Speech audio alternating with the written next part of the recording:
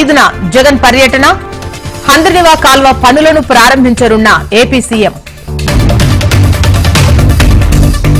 రేపటి నుంచి తెలంగాణ కాంగ్రెస్ ఎన్నికల ప్రచారం, ఇంద్రవెల్లి నుంచి సీఎం రేవంత్ శంఖారావం. విద్యాశాఖపై డిప్యూటీ సీఎం భట్టి సమీక్ష, ప్రైవేటు విద్యాసంస్థల్లో ఫీజుల నియంత్రణకు చర్యలు.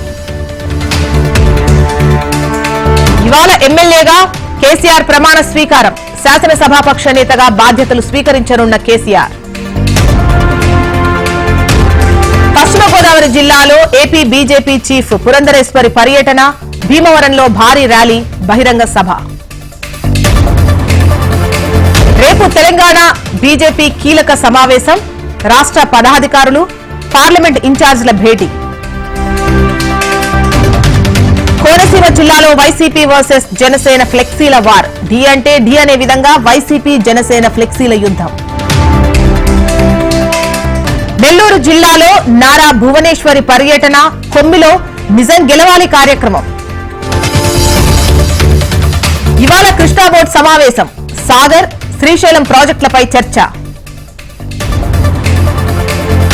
తెలంగాణలో ట్రాఫిక్ చలాన్ల రాయితీ గడువు మరోసారి పెంపు, ఫిబ్రవరి 15 వరకు గడువు పొడిగిస్తూ ఉత్తర్వులు. కాసేపట్లో మధ్యంతర బడ్జెట్ ప్రవేశపెట్టనున్న కేంద్రం, సీతారామన్ బడ్జెట్ చేతుల మీదుగా పద్దు. ఈ నెల 9 వరకు కొనసాగనున్న బడ్జెట్ సమావేశాలు, ప్రస్తుత సమావేశాల్లో 19 బిల్లులను ఆమోదానికి చేస్తోన్న కేంద్రం. తిరుమలలో భక్తుల రద్దీ సాధారణం, శ్రీవారి సర్వదర్శనానికి 8 గంటల సమయం. తిరుమలలో రేపు డయల్ యువర్ ఈవో కార్యక్రమం, భక్తుల సందేహాలు తీర్చనున్న ధర్మారెడ్డి. ఢిల్లీ సీఎం కేజ్రీవాల్ కు మరోసారి ఈడీ నోటీసులు, లిక్కర్ స్కామ్ కేసులో 5వ సమన్లు జారీ. జార్ఖండ్ మాజీ సీఎం హేమంత్ సోరెన్ అరెస్ట్, నూతన ముఖ్యమంత్రిగా చాంపై సోరెన్. నేటి నుంచి అయోధ్యకు 8 ప్రత్యేక విమాన సర్వీసులు, రామ్లల్లా భక్తుల కోసం విమానయాన మంత్రిత్వ శాఖ నిర్ణయం.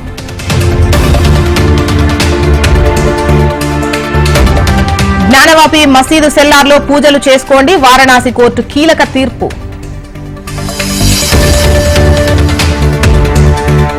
ఛత్తీస్గఢ్లో మావోయిస్టుల బంకర్ గుర్తింపు, 6 అడుగుల లోతులో 130 మీటర్ల పొడవైన సొరంగం.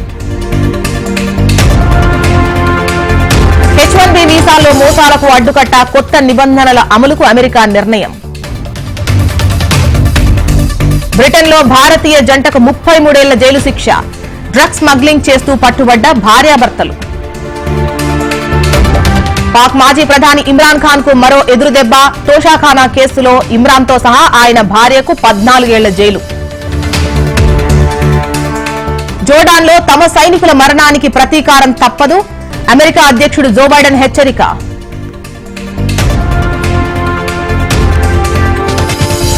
మాల్దీవుల ప్రభుత్వానికి మరో షాక్, భారీగా పడిపోయిన భారతీయ పర్యాటకుల సంఖ్య.